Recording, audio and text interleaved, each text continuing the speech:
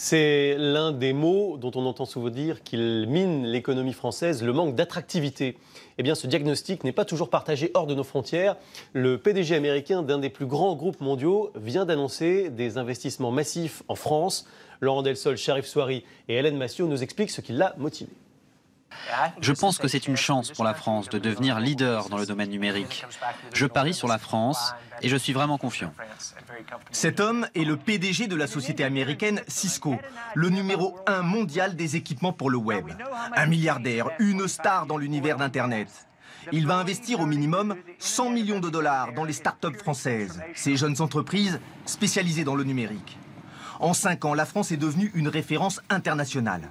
À Paris, par exemple, il existe une quarantaine d'incubateurs, c'est-à-dire des plateformes où sont réunies plusieurs startups comme celle-ci, spécialisées dans le tourisme.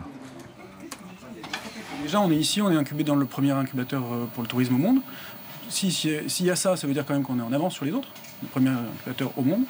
Il y a beaucoup de synergie entre les différentes startups et on peut voir qu'il y a vraiment une émulation qui se passe.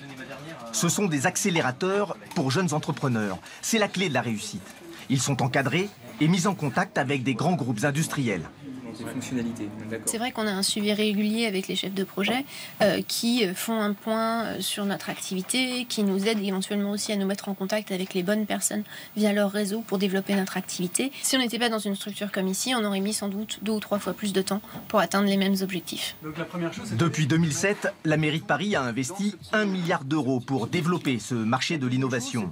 Les fondateurs de Free, Mythic et Vente Privée ont également beaucoup investi dans ce secteur. Ça permet aujourd'hui d'enclencher un mouvement, puisqu'après il y a des premières success stories qui apparaissent. Ces premières success stories réinvestissent une partie de l'argent. Et enfin, le cercle vertueux, qui était celui de la Silicon Valley notamment, se reproduit en France. En France, il y a déjà plusieurs milliers d'entreprises de ce type. Et au dernier salon du high-tech à Las Vegas, les startups françaises étaient la première délégation européenne.